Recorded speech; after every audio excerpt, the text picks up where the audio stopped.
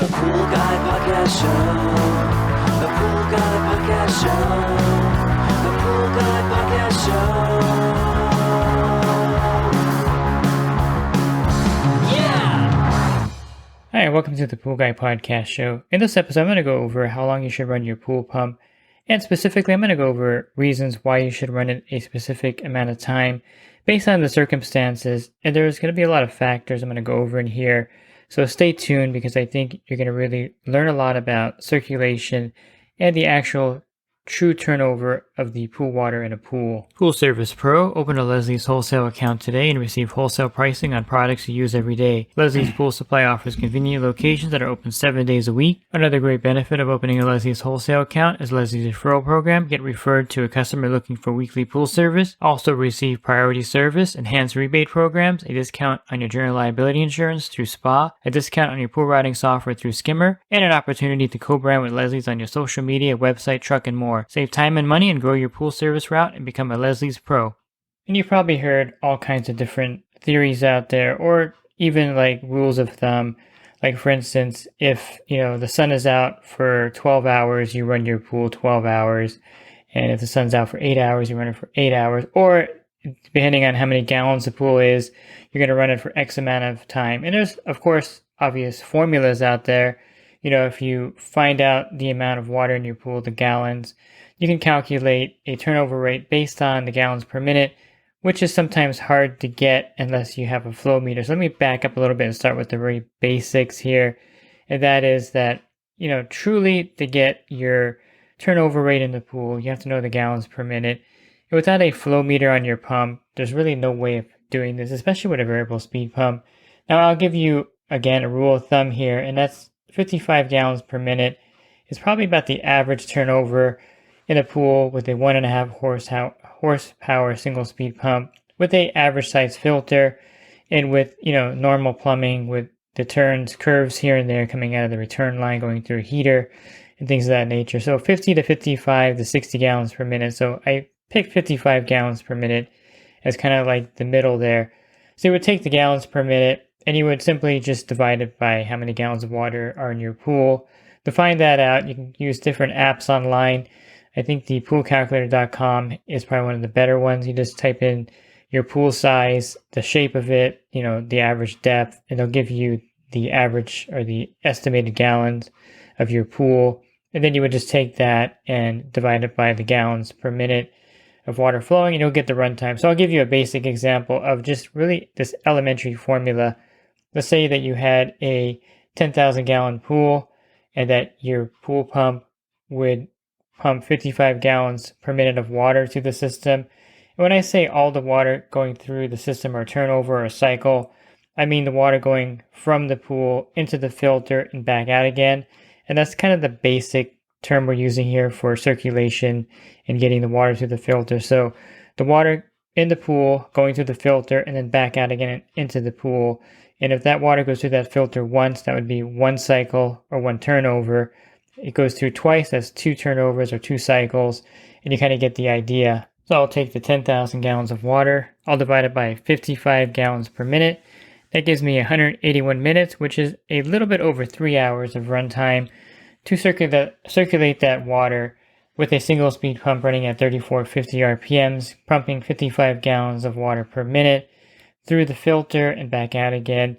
So 3 hours is the runtime for that to take place. Now you're saying, well, I'm running my pool too long then in that case. It should be 3 hours a day. But wait, there's a lot of factors here that go into this equation. It's not a cut and dry mathematical formula here. There's a lot of different factors. In fact, there's a study that was done, and I can point you to the study if you want to do further research. It's in the Journal of Water and Health. And it's kind of one of those scientific things. It's called the quantitative analysis of swimming pools recirculation system efficiency. And you can find this, I guess I can put the link. I'll put the link in the YouTube version and I'll put the link in this podcast here for you. And this article is saying that even if you had a system and with this, with the right hydraulics and with the right pump and the speed, that only 63% of the water actually goes through the filtration system during the first cycle. Now think about that logically. If you look at a pool logically, and let's just stick with this 10,000 gallon pool. I mean, the water is moving in the pool and it's being pulled into the skimmer and it's being pushed out the return jet. So there's a lot of areas that just aren't moving. There's areas by the step that maybe aren't circulating. There's areas in the deep end that aren't circulating. And so just looking at it logically, to say that all the water is going to go through your pool into your filter in one turnover is not going to happen just based on physics and logic. So 63% is the number they got through the first cycle. Now you may be wondering, well, if that's the case, I'll just run the pool instead of 3 hours, 6 hours, and it'll give me 2 cycles, and that's definitely going to get me, 120% of the water through there mathematically. But they found that there's a decay curve, and so basically the second time the water goes through, you're going to get 86% of it through the filter. And that makes logical sense too, because again, there's some areas that didn't go through the first time, and if those areas didn't go through the first time, they probably will go through the second time, of course, because now the pool's running longer. But who's to say that's going to be 100%? Well, their study says it's not. And then you're going to say, well, then I'll run it for 9 hours. And for sure, 63%, 86%, this will definitely get me to 100% of the water. In reality, their study shows that it gets you to 95%.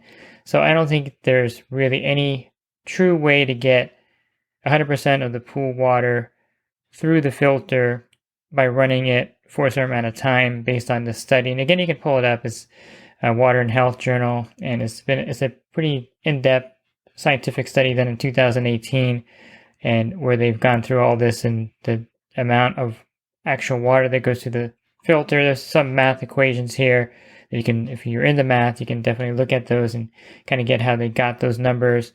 And there's figures and graphs here in this particular journal. And definitely it's interesting because it kind of shows and it kind of proves some people in the industry have been saying for a long time, Bob Lowry is one included, that one cycle of water is not technically all the water through the filter. And this is something that I believed also, that, once you had the pool running for a certain amount of time, all that water is going to go through the filter.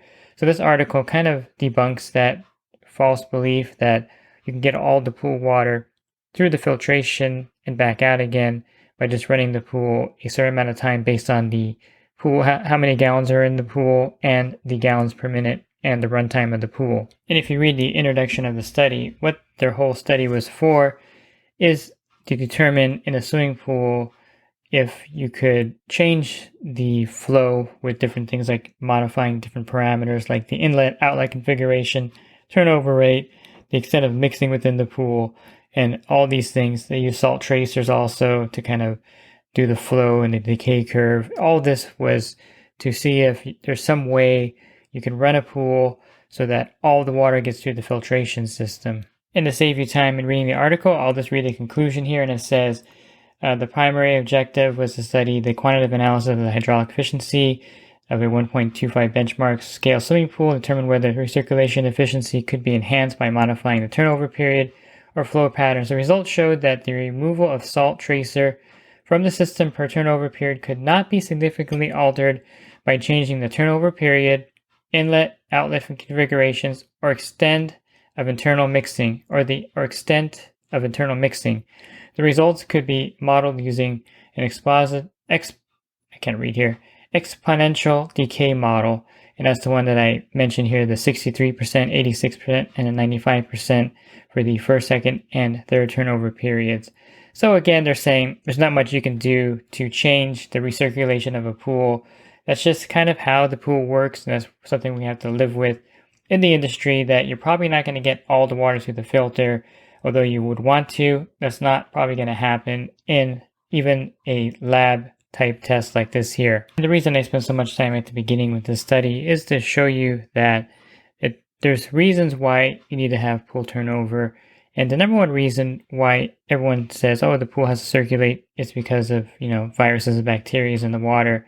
And this is the case for sure in a commercial pool setting, or in a setting where you're having a pool party and you're having neighbor kids in there, other people that you don't know in the pool. For someone using their own personal backyard pool, which is you, your wife, and your kids, it's not really as extremely critical as it is for having the other people that are foreign in your pool. And the bather-to-bather contamination is what you're trying to avoid. And I think having people come into your pool or a commercial setting like an apartment complex or a hotel is the big danger here, and why most commercial pools run for 24 hours. If you're having a pool party, I highly recommend that you would run your pool if you have a variable speed pump, run it at 3,400 or 3,300 RPMs for 24 hours before the party. Keep the pool running during the party, and then run it after the party to circulate that water. Because based on this, it's not going to be enough to run it just one cycle. And you want to prevent bather to bather disease in the pool for sure. And that's why running the pool longer will get most of the water through the filter. And according to this study, 3 cycles is the optimal amount of time. So if you had that 10,000 gallon pool, running it 9 hours or 12 hours before the party would be optimal. Running it during the party and running it for that 9 to 12 hour period after. I'm not sure why I'm saying 12 hours, because 9 hours would be sufficient for 3 cycles. But the longer, I guess, you run it, the better. And I'm just trying to give you the idea that running the pool longer is better. So in all reality, the longer you can run your pool pump, the better off you are in preventing bather to bather disease transmission. Now, if no one uses your pool but you and your wife and your kids, then you don't have that risk that much. I mean, you guys are familiar with your own germs. Your house is full of your own familiar bacteria, and it's not something that you really need to worry about. I think the biggest factor is having the proper free chlorine level in the pool so that it can actually kill the viruses and bacteria at a quick rate. And this is achieved by having, enough chlorine in the pool to make it effective. I just recently did a podcast on the effective level of free chlorine in the pool, and you can refer to that one for more information about what chlorine level you should have in your pool. And I think with a variable speed pump, you have a really good option to run the pool for a very long time and save electricity. One of the biggest things I think that people are always crying about is, if I run the pool longer, my electricity bill is going to go higher. And that's a truth. It's going to happen. You're going to be in the higher tier because your pool pump is the second biggest appliance in your home after your air conditioner. But if you have a variable speed pump, you can run that thing 24 hours a day and not really use that much electricity, or use only a fraction of what you would with a single speed pump. For example, if you wanted to create the safest swimming pool environment for your family, you can run it at 1800 RPMs for, let's say, 15 hours, which is about 130 watts as it's running. It's kind of hard to convert watts to kilowatt hours based on your usage, but let's say 1800 RPMs, 15 hours, that's 130 watts every hour that it's running, which is like having 100 watt light bulb on, or a little more than 100 watt light bulb on.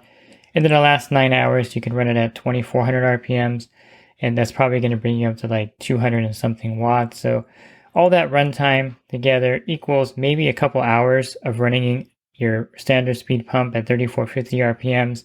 So you're running the pool 24 hours, you're getting the water circulated, and you're saving money on your energy bill. And I think the longer you run your pool, of course, the better in the season. Now, if it's the off season, no one's using the pool, there's really no reason to run it, 3 or 4 cycles. It's not logical. So if no one's using the pool and the pool is just there as a decoration in the wintertime, of course, you can cut the runtime down because there's no need for the pool to be running. The water is cold anyway, and a lot of things don't do well in cold water. And the chlorine tends to hold a lot better in the cold water. Here in California, we have our pools open all year round.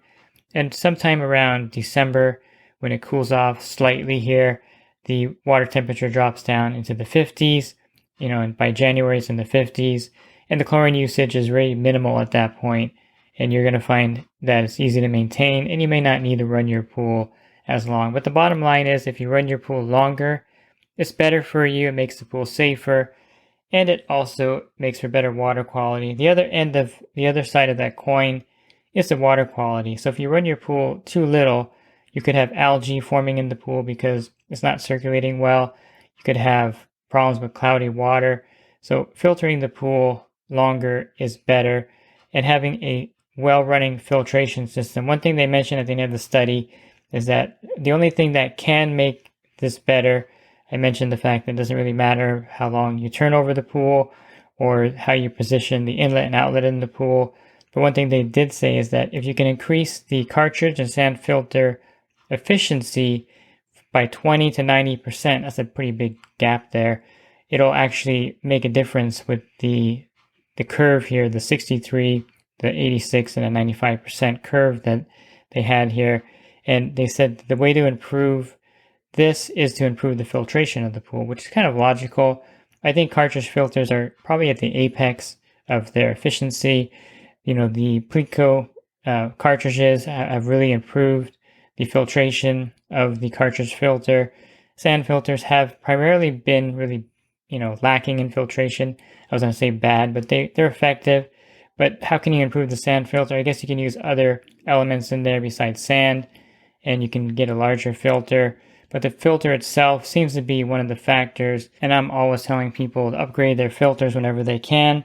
Get the largest filter for your pool and make sure that the elements in there are working well, defiltered, the grids are in good shape, cartridges are in good shape, and that kind of proves my idea or theory that the filtration is probably the biggest factor in the circulation, regardless of a single speed or variable speed pump or the amount of cycles you have the water going through the pool. If the filter is substandard, you can run that thing 24 hours and it's not going to really do any good with running it less with a really nice I should mention what I believe is the ideal time to run your pool. Now, if you're not going to run it 3 cycles, which, most people don't run their pool 3 cycles of water through, but the most ideal time, in my opinion, to run the pool is during the middle of the day when it's the hottest. This will get the chemicals circulated. This will circulate the pool at the hottest point of the day. So in my area, I have all my pools coming on at 9 a.m., running into 5 p.m. or later, depending on the pool size and if it has a variable speed pump and all those factors. But for sure, it's running all during the day. I'm not one of these that's really big on running the pool at night to save money on electricity, because in most cases, you're not really being billed by the time of usage. Although in my area, you can get on Southern California Edison's time of usage plan, but then you're penalized if you use electricity during the times of usage when you're not supposed to. I believe that's 8 a.m. to 10 p.m. is the peak time of usage, and you have to use everything after that or minimize your usage during those periods. Now, if you work the graveyard shift, that's probably not going to be effective for you because you're going to be home all day running your air conditioner and doing laundry. And anyone that's at home during the day or the weekend is going to have problems with the time of usage kind of billing. I've had a customer try it before and it was not effective. He wasn't really saving any money. And then he wasn't doing laundry till 11 o'clock at night. It was just getting ridiculous. So most power bills are not calculated by time of usage. So run it during the day. It doesn't really matter what time you run it. The kilowatt hours are based on your monthly usage. And running it during the day really helps prevent a lot of problems with the pool. Besides that, running at night, you don't know what's going to happen if there's a problem or a leak or something goes wrong. You can't see it. So running it during the day is much more optimal. I will say I'm a big fan of variable speed pumps, and if you have a single speed pump and you're running your pool on that right now, having a VS pump installed will save you a lot of money, and you can run your pool longer. The turnover rate is less. So if you have a VS pump running at 2400 RPMs, you're probably only getting about 40 gallons per minute of water through your pool. You'd have to have a flow meter again on your particular equipment to get the exact flow, but it's going to be less than a single speed pump running at full speed. And you may think that having it running at 1800 RPMs will, if you're getting 55 gallons a minute at 3450 RPMs, then at 1800 RPMs, your pool is only going to get about 28 gallons per minute. But it may get a little bit more than that. It just depends on your pool. And these numbers, the gallons per minute and the RPM or the speed of the pool, don't directly translate. So you can't really just divide things in half to get your numbers. And these are one of the things why a flow meter is really important. I really recommend the FlowViz flow meter. If you have a Jandy check valve, you can just retrofit it in there. And for me, I think these are one of the most accurate and long-lasting durable flow meters. I have 2 on my pool right now that I put on. They're about 6 years ago or 7 years ago. And they're easy to read still. They haven't degraded from the sun. There hasn't been any cracks or problems with them. And they're extremely accurate. Now, why do I have 2 flow meters? I have it on there just to test the theory of, is the flow much different right in front of the pump or before the filter and heater or after coming out of the heater. So I have one after the heater and I have one right above the pump to see if there's a big difference in the flow of the pool, and there isn't. I think it's like 1 gallon per minute different coming through the filter and out the heater versus the flow meter that I have right above the pump. So you can put the flow meter on different locations, and of course the manufacturer has on their website they have some ideal locations for the flow meter. And at the beginning, I know I cited this study about even if you have optimal flow, in one cycle you're only getting 63% of the water through your system, and therefore it doesn't really matter. I don't think it really matters how accurate your runtime is and how accurate your gallons per minute or your pool size. I don't think you need to waste a lot of time thinking about that. You just have to get something within reason. I mean, if you had a 20,000 gallon pool, you don't want to run it 3 hours a day. Reasonably, that's not going to get, with a single speed pump, that's not going to get the water through. And certainly running a 20,000 gallon pool with the VS pump at 1800 RPMs for 8 hours is not going to get enough water to the filter. Just logically, it's not going to work. So if you get close to some logical numbers, 20,000 gallon pool, you're running it 10 hours a day to get all the water through with a single speed pump, or you're running it 20 hours a day, 1800 RPMs, and then 2600 RPMs on a low speed and high speed, then you're reasonably sure to get at least one cycle through. And at the end of the day, you have to remember why you're circulating this water, and that's to prevent bather-to-bather disease transmission. So if you're not having your pool being used by a lot of people, it's just your primary family, and if you do have guests come over, of course you want to boost the chlorine level. You also want to boost the runtime before the party, during the party, and after the party. And of course, if you have a commercial account, you're running that thing 24 hours a day anyway to make sure that there's no bather-to-bather disease transmission there. And you're also running the pool for a logical amount of time to prevent algae from growing, to make sure the pool is circulating the chemicals in the pool, to make sure the pool is not turning cloudy. All of these are things that should be on the forefront of your mind as far as runtime, versus the fact that, hey, if I run the pool 8 hours a day, 100% of the water is going to go through the pool, go back out, and the pool is going to be safe to swim in. The other factor, again, is the free chlorine level. And real quickly, Bob Lowry's formula is that the pool's free chlorine should be at 7.5% of the pool's cyanuric acid level. So if your cyanuric acid level is 50 parts per million, then your free chlorine level should be 3.75 or 4 parts per million to make sure the pool is safe to swim in. Again, his formula is the free chlorine level should be 7.5% of the cyanuric acid level in the pool to have the adequate free chlorine to kill viruses and bacteria. So that's a big factor, I think, in all of this, besides trying to figure out if you can get the right amount of flow and setting your timer right, and setting your runtime and getting the flow of the pool. All that, according to this study, doesn't really do much because you're never going to get all of the water through the pool anyway in one cycle. But having some reasonable run times, I think, is the important factor. And knowing why you're running the pool and why you need the water to circulate through the filter in the first place is an important factor. With that said, I have a lot of podcasts on variable speed pumps. If you're wanting to listen to those, just go to my website, swimmingprolearning.com. On the banner, click on the podcast icon. In the search box, just type in VS pump, and then all of the episodes about the variable speed pumps will come up there.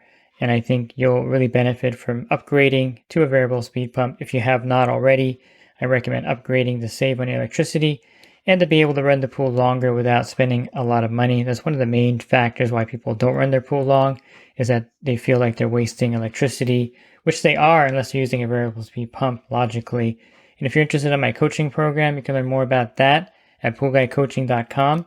Thanks for listening to this podcast. Have a great rest of your week, and God bless. Pool Service Pro. Open a Leslie's wholesale account today and receive wholesale pricing on products you use every day. Leslie's Pool Supply offers convenient locations that are open 7 days a week. Another great benefit of opening a Leslie's wholesale account is Leslie's referral program. Get referred to a customer looking for weekly pool service. Save time and money and grow your pool service route and become a Leslie's Pro.